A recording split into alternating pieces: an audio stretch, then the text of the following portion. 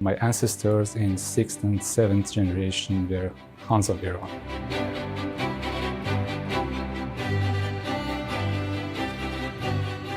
The other branch, which would be my direct branch, a great part of the family, a great part of Iran those times were under their control.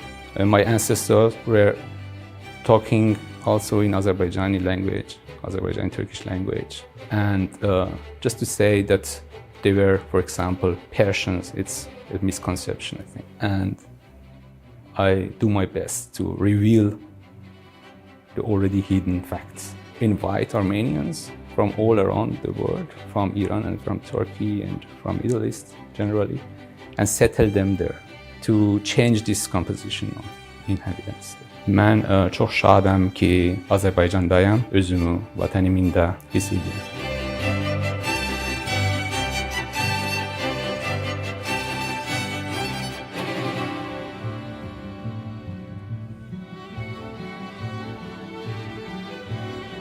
من Əmir Əli Sərdari İrəvani, İrəvan xanlarının Hüseyn Əli xanın və Məhəmməd xanın nəticəsiyəm.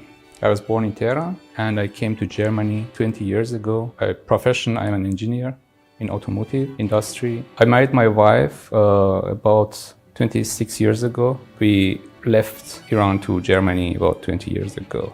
And my daughter was born in Germany. But she is also very good connected to the Irəvan history.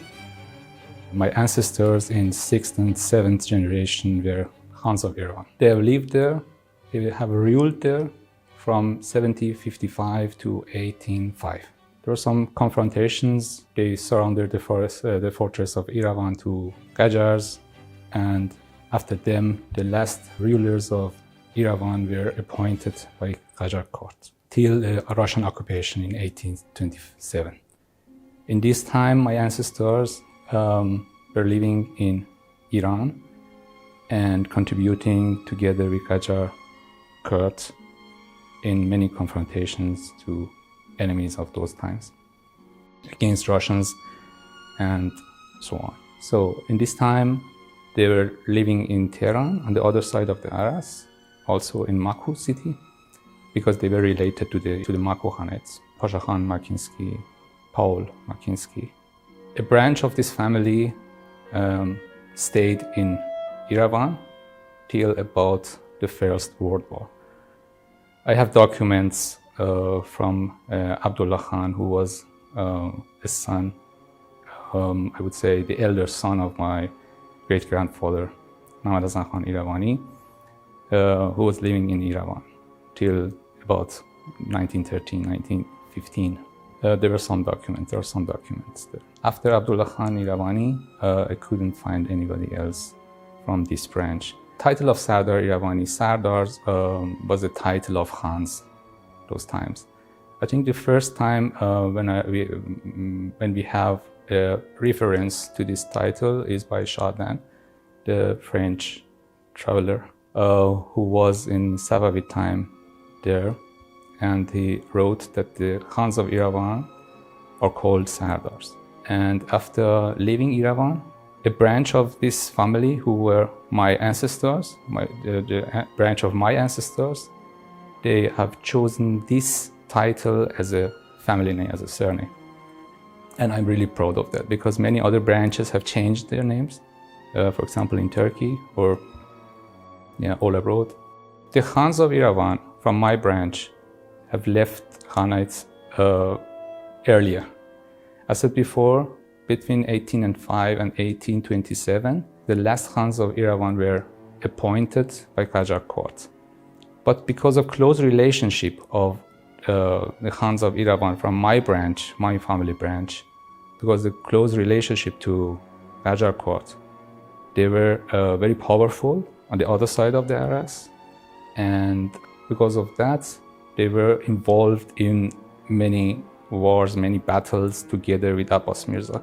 For Abbas Mirza is also my great-grandfather because his daughter has married my great-grandfather in 5th generation, Sərdar İrəvani. And from that time, they were living on the other side of the Aras, but in the same time, They had connections. They come to Irəvan, close relation to Irəvan relatives. They had the Russian citizenship because of that. And this is misunderstood by many historians, and they were criticized those times for this. How could it be possible that such a close relative and such a powerful man in the Kazakh court, could have the Russian citizenship at the same time? It was exactly because of the relations to the Irəvan relatives there. And even as he died in 1855 or 56, Əmir Sərdari İrəvaninin, there was a funeral in Irəvan. I have documents for that. And he was buried in Najaf, beside tomb of Hazrat Ali and beside Ağa Məhəmməd Xan Qacar. So it means they left Irəvan to Tehran.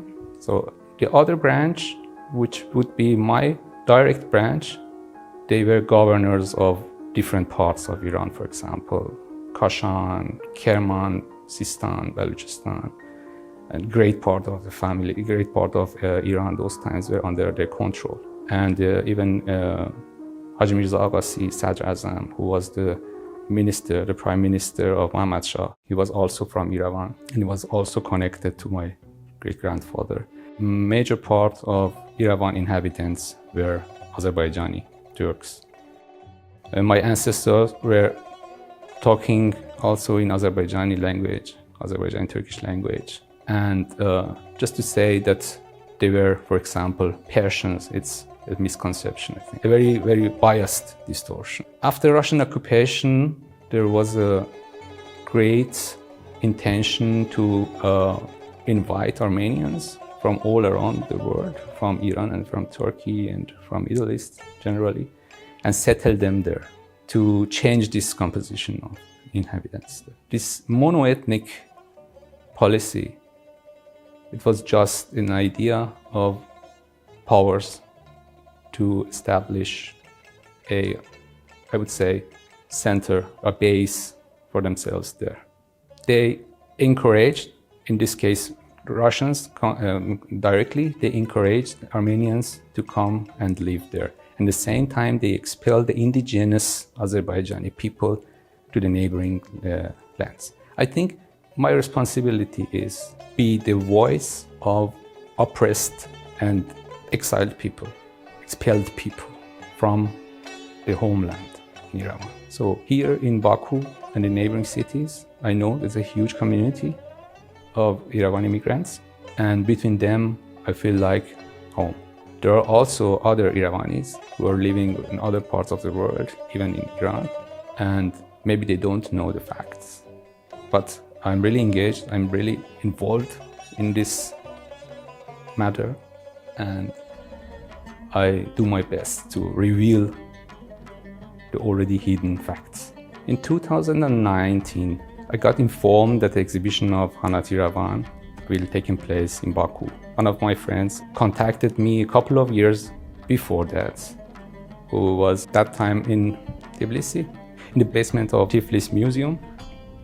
He discovered some paintings from Mirza Qadim İrəvani. They were moved after demolition of Sardar Palace of Irəvan to Tiflis and kept there, but nobody has maintained them.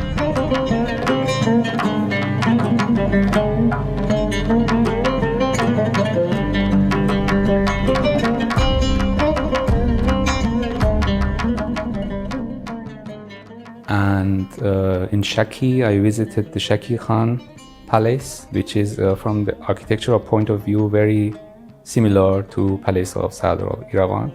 A couple of times I decided to go to Irəvan, but I thought the empty place of my ancestors, the empty place, the empty room of my ancestors, I couldn't see that, I couldn't bear that. It smells like Irəvan when I'm here between Iravanis. And regarding go to Irəvan, I think the president of Azerbaijan is the only man who could know when and how the people of Irəvan, the migrants of Irəvan, could get back. I hope it will be a very peaceful process. And with them, I will go there. The Blue Mosque of İrəvan, Great Jami, is the only remained monument of my ancestors, which after 1990 was restored by Iranian government. It is built by the command of my Hossein Ali Khan of İrəvan in the time when the Khanate of İrəvan was completely independent of any neighboring country. And even there are documents which say how much it cost at times, 6,000 tomans. And when I see that the people here are so much interested in that topic, I'm really motivated. So I would do my best. I would open my stuff regarding İrəvan and I would do a research in it. And everyone who knows me knows that I'm not interested in anything else rather than this culture and this history of ancestral motherlands. The documents about İrəvan Khanate, partly, I would say, destroyed. Many other documents are already kept in the archives in the neighboring countries and even in Armenia, in Matnadara. I suggested to open those archives for researchers who are completely unbiased to reveal the facts, because we are friends of facts. So after a couple of years, after the Shusha liberation, I sent my congratulation message, and I was also very interested in coming to Baku, to Azerbaijan, to visit other places, in this case directly Karabakh region, because it's also a very, I would say, holy place for me. My feelings are undescribable. This place is already liberated, as is Shusha, San Azad San. I would say this liberation is great, and we owe it to the brave children of Azerbaijan, the martyrs and veterans. I got very high impression of the progress of reconstruction. Great chance I have seen the ruins of cultural heritage. I was deeply impressed. How could it be done to the... It's unbelievable. It was unbelievable. As I was in Shusha, it was exactly on the day when the Lachin was liberated. And Lachin is also important for me because at the moment it's the way to İrəvan. Və ümid edirəm ki, tezliklə sülh şəraitində İrəvana qayıdacağıq. Belə işlər.